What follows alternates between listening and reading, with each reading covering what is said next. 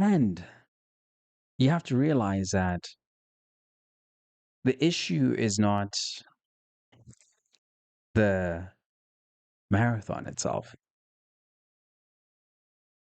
The issue is not realizing that it's not about the event, it's not about the finish point.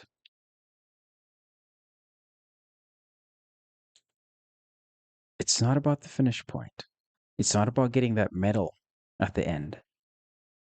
The medal is fine. It's, whatever. You can tell your kids, you can brag to your kids when you, once you get older and tell them like, oh yeah, I used to run marathons, and maybe exaggerate the story a bit more. I mean, maybe inspire them to be healthy.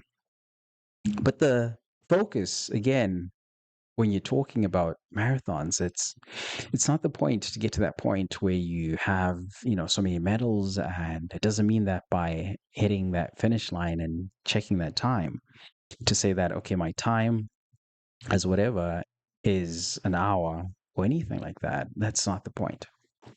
But it's to realize that the goal is the journey. It's the process. It's the process to get there. The early mornings that you're waking up, the days that you just had to plan your meals, the sleep that you had to have, and the awareness that you brought to your body when you pushed yourself. That is the goal. It's not about the end line. It's about the goal. It's about the journey. What the journey reveals to you. It's realizing that if you recognize that running a marathon is not a thing for you, it's to realize you need something that you can do repeatedly, and it doesn't bore you, doesn't push you to the point where you're like, I want to quit. Because most people quit after the event. They quit and go back to their normal life. And they've got pictures now that they can post. And maybe one day they just take a picture of their a sneaker or running shoes and just post that. But they just wore that. Maybe they took a walk and they just post. And maybe you're the person who's like always taking that Strava picture when you run, you show off like, oh, I ran this and that.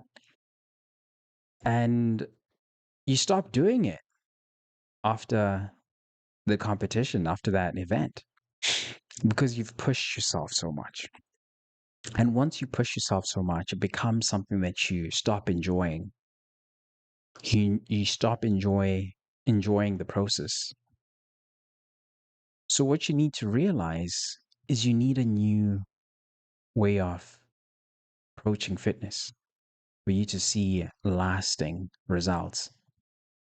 The first thing that you need is an activity that you can repeat over and over and over again.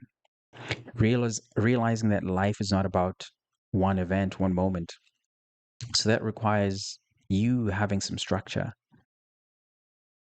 and a structure where you can do something every single day, 2 days, 3 days, depending on your schedule, and something that fits into your life that you can do with friends, that you can do with family. And you don't have to isolate everything else in your life from it. The thing that you can invite your friends and bring other people together to do with you. The thing that you and your partner and your spouse can do together. And you don't have to be like living two separate lives. The thing that is easy for you to repeat, that doesn't require you to have motivation, to have willpower all the time.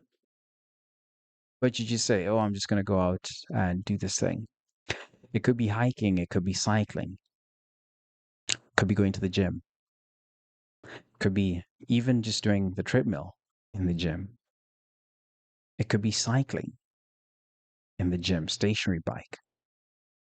It could be having Wii where you're dancing. You could do like a dance class. It could be that. It could be home workouts. It could be anything. But the point is, it shouldn't be something that you're trying to challenge or prove yourself to someone else, but it's something that you can repeat and do on your own when someone is watching, when someone is not watching. Because not everyone is going to enjoy a marathon, running a marathon, or competing in bodybuilding, or competing in high rocks or CrossFit. Not everyone, it's not for everyone.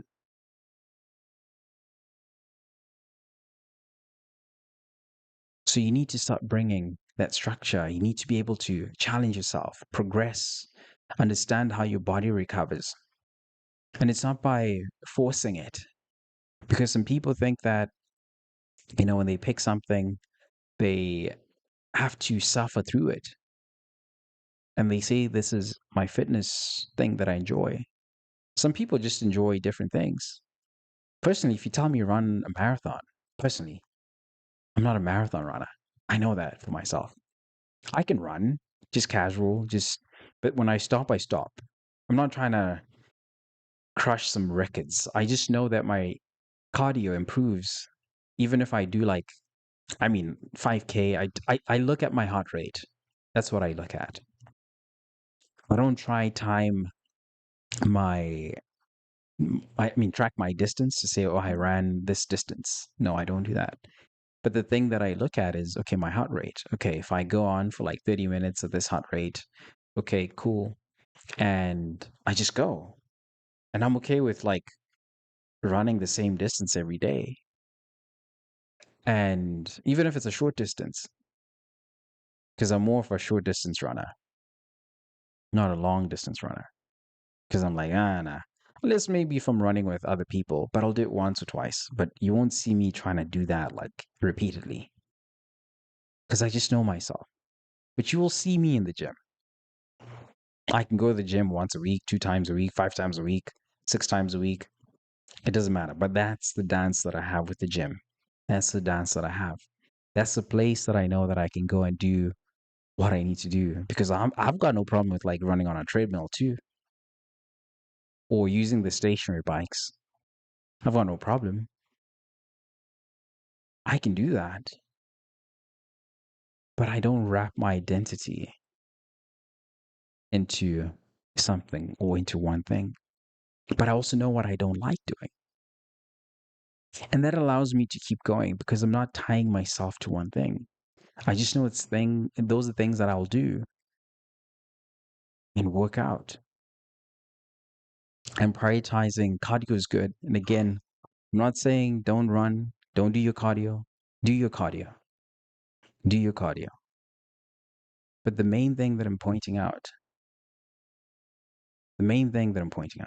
things that you enjoy doing.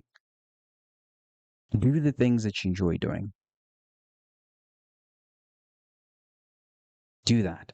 And you'll see the results because now you can actually progress and do it for life without doing it like once or twice and then you give up and then you quit because you have to keep going.